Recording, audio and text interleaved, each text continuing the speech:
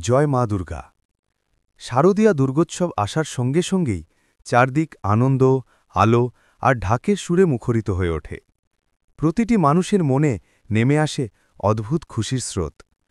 দুর্গাপূজার আগমনী হাওয়ায় মাতৃস্নেহের পরশে সেজে ওঠে প্রতিটি ঘর আর প্রতিটি প্রাণ। পবিত্র শারদীয়া পুজোর সময় কিছু খাবার জীবনের পক্ষে অত্যন্ত শুভ মনে করা হয়, আবার কিছু খাবার খাওয়া একেবারেই নিষিদ্ধ। বিশেষ করে এই দিনগুলোতে ভুলেও খাবেন না কয়েকটি বিশেষ সবজি। এগুলো খেলে নানান অসুখ-বিসুখ, ভয়াবহ আর্থিক সংকট এবং সংসারে অকারণ অশান্তি ও দুর্ভাগ্য নেমে আসে। মা দুর্গা কেবল বাঙালির পূজার প্রতিমা নন, তিনি জগজ্জননী, মহামায়া, অসীম শক্তির আধার। শাস্ত্রমতে আশ্বিন মাসে দুর্গাপূজার মূল তাৎপর্য ব্যাখ্যা হয়েছে শ্রী শ্রী চণ্ডী ও দেবী মাহাত্ম্য গ্রন্থে। মার্কুণ্ডেয় পুরাণে দেবী মহিষাসুর মর্দিনী রূপে তার মাহাত্ম্য বর্ণিত হয়েছে। কালিকা পুরাণে তাকে বলা হয়েছে পরাশক্তি, যিনি অশুভ শক্তির বিনাশ করেন। আবার দেবী ভাগবত পুরাণে উল্লেখ আছে শারদীয়া নবরাত্রির পূজা সহস্র যজ্ঞ কিংবা তীর্থ স্নানের থেকেও শ্রেষ্ঠ। ব্রহ্মবৈবর্ত পুরাণ ও স্কন্দ পুরাণে বলা হয়েছে দুর্গাপূজার মাধ্যমে ভক্ত পাপ মুক্ত হয় এবং ধর্ম, অর্থ, কাম ও মোক্ষ লাভ করে। ব্রহ্মাণ্ড পুরাণে শারদীয়া দুর্গোৎসবকে মানব জীবনের মহাধর্ম বলে ঘোষণা করা হয়েছে। শুধু পুরাণ নয়, রামায়ণে সীতাহরণের পর শ্রী রামচন্দ্র লঙ্কার যুদ্ধে যাওয়ার আগে দেবী দুর্গার অকাল বোধন করেছিলেন। আবার মহাভারতে অর্জুন ও ভগবান কৃষ্ণ দুর্গাদেবীর স্তব করেছিলেন বিজয়ের আশীর্বাদ লাভের জন্য। তন্ত্রশাস্ত্রেও উল্লেখ আছে দুর্গাপূজা শক্তির সাধনা ও মুক্তির দুয়ার উন্মোচন করে। তাই দুর্গাপূজা কেবল উৎসব নয়, এটি সত্যের জয়, অশুভের বিনাশ, ভক্তির মহিমা এবং জীবনের মুক্তির পথে দেবীর করুণামাখা আহ্বান। আশ্বিন মাসের দেবীপক্ষের শুক্ল প্রতিপাদ থেকে কোজাগরী পূর্ণিমা পর্যন্ত দুর্গাপুজোর দিনগুলোকে বিশেষ গুরুত্বপূর্ণ ও মঙ্গলজনক বলা হয়। শাস্ত্রমতে যে কোনো শুভ কাজ শুরু করার জন্য এই 15টি দিন অত্যন্ত ফলপ্রসূ। জ্যোতিষশাস্ত্র অনুযায়ী শনিদোষ, বাস্তুদোষ, গ্রহদোষ প্রতিকার, পূজা, স্নান ও দান করার জন্য দুর্গাপুজোর দিনগুলো বিশেষভাবে শুভ। বন্ধুরা, আজকের পর্বে আমরা জানব ভগবান কৃষ্ণের নির্দেশ অনুযায়ী দুর্গাপূজার সময় কি করণীয় এবং কি ত্যায্য, বিশেষ করে কোন খাবার খাওয়া উচিত নয় এবং কোন 3টি সবজি দুর্গাপূজার সময় কখনো মুখে তুলবেন না। এসব সবজি খেলে সংসারে আসে অকারণ অসুখ, আর্থিক সংকট, অশান্তি ও দুর্ভাগ্য। দুর্গাপুজোর দিনগুলোতে শাস্ত্রমতে নিষিদ্ধ খাবার এড়ালে ঘরে বাস্তুদোষ দূর হয় এবং মা দুর্গা ও মা লক্ষ্মীর কৃপা সারা বছর ভক্তের ওপর থাকে। কলকাতা ও পশ্চিমবঙ্গের পঞ্জিকা অনুযায়ী 2025 সালের শারদীয়া দুর্গাপুজোর সময়সূচি: 27 সেপ্টেম্বর শনিবার মহাপঞ্চমী দুপুর 12টা 4 পর্যন্ত, সন্ধ্যায় শারদীয়া দুর্গাদেবীর বোধন। 28 সেপ্টেম্বর রবিবার মহাষষ্ঠী দুপুর 2:28 পর্যন্ত, সন্ধ্যায় দেবীর আমন্ত্রণ ও অধিবাস। 29 সেপ্টেম্বর সোমবার মহাসপ্তমী বিকেল 4:02 পর্যন্ত, সকাল 8:30 থেকে 9:28 মধ্যে নবপত্রিকা স্থাপন এবং রাত 11টা 4 থেকে 11টা 51 পর্যন্ত অর্ধরাত্র বিহিত পূজা। 30 সেপ্টেম্বর মঙ্গলবার মহা অষ্টমী সন্ধ্যা 6টা 7 পর্যন্ত, সন্ধ্যা 5টা 43 সন্ধি পূজা শুরু, রাত 6টা 31 সমাপন। 1 অক্টোবর বুধবার মহানবমী রাত 7টা 2 পর্যন্ত, 2 অক্টোবর বৃহস্পতিবার বিজয়া দশমী রাত 7টা 11 পর্যন্ত। ষষ্ঠী তিথিতে হয় মা দুর্গার বোধন। এটি যুগ যুগ ধরে চলে আসছে।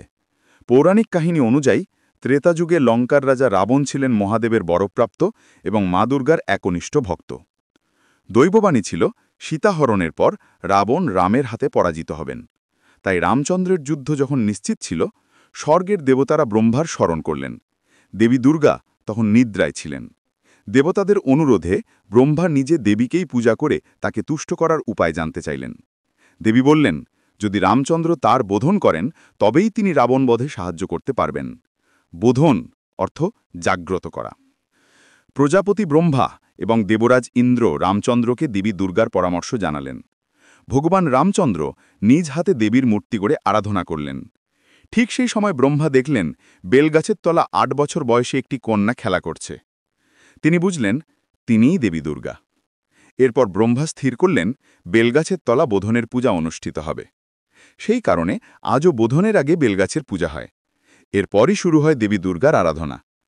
দুর্গাপুজোর সময় প্রথম নিষিদ্ধ সবজি হল ওল। এ সময় বাড়িতে কখনোই ওল রান্না করবেন না। পরিবারের কেউ ওল ভাতে বা তরকারি হিসেবে খাবেন না। আয়ুর্বেদ মতে এই সময় ওলের প্রভাবে শরীরে উষ্ণতা ও পিত্তদোষ বৃদ্ধি পায়। ওল অতিরিক্ত খেলে শরীরের ভারসাম্য নষ্ট হয়। বৈজ্ঞানিক মতে বৃষ্টির সময় ওলে ব্যাকটেরিয়া ও ফাঙ্গাস জন্মায়, যা গলা ব্যথা, ডায়রিয়া ও বমি সৃষ্টি করতে পারে। শাস্ত্রমতে এই সময় ওল খেলে সংসারে রোগ ব্যাধি লেগেই থাকে। দ্বিতীয় নিষিদ্ধ সবজি হল কালা গাছের কাণ্ড বা থোড়। এই সময় থোড় খেলে পেটের সমস্যা হতে পারে। শাস্ত্রমতে কালা গাছের পূজা হয় বউরূপে, তাই থোড় খেলে নেতিবাচক প্রভাব পড়ে। তাই ভাজা বা তরকারি খাওয়া এড়াতে হবে। এই সময় দান করলে, বিশেষত অন্ন ও বস্ত্র দান করলে পুণ্য লাভ হয়। খাবারে ফলমূল, পায়েস, আলুর তরকারি, সিঙ্গারার আটা বা ফলের আটার লুচি বা পরোটা খাওয়া যায়। তবে কাঁচা দুধ বা অতিরিক্ত ঠান্ডা দই এই সময় পরিহার করুন। সন্দেশ বা ছানার মিষ্টি খেতে কোনো সমস্যা নেই। পূজা ও উপবাসে সাধারণ লবণের পরিবর্তে সন্ধিক লবণ, সর্ষের তেলের পরিবর্তে ঘি ব্যবহার করুন। দুর্গাপুজোর সময় অর্থ ও সমৃদ্ধি বৃদ্ধির জন্য বিশেষ মন্ত্র ও টোটকা। বন্ধুরা, দুর্গাপুজো শুধুই উৎসব নয়, এটি জীবনে সুখ, শান্তি ও সমৃদ্ধি আনতে পারে। শাস্ত্রমতে দুর্গাপুজোর সময় ভক্তি, ধ্যান এবং সঠিক আচরণ করলে জীবনে দৈনন্দিন সমস্যা দূর হয়।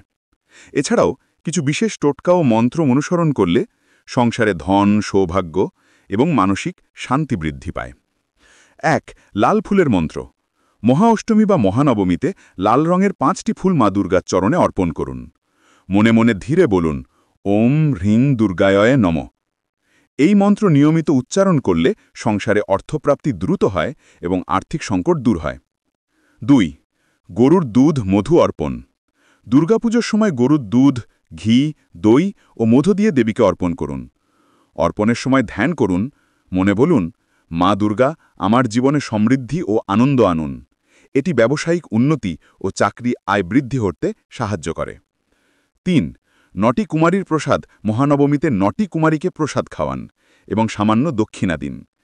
এটি সংসারে অর্থ ও সৌভাগ্য আনতে বিশেষভাবে শুভ। ৪. বেলপাতায় নাম লিখে অর্পণ।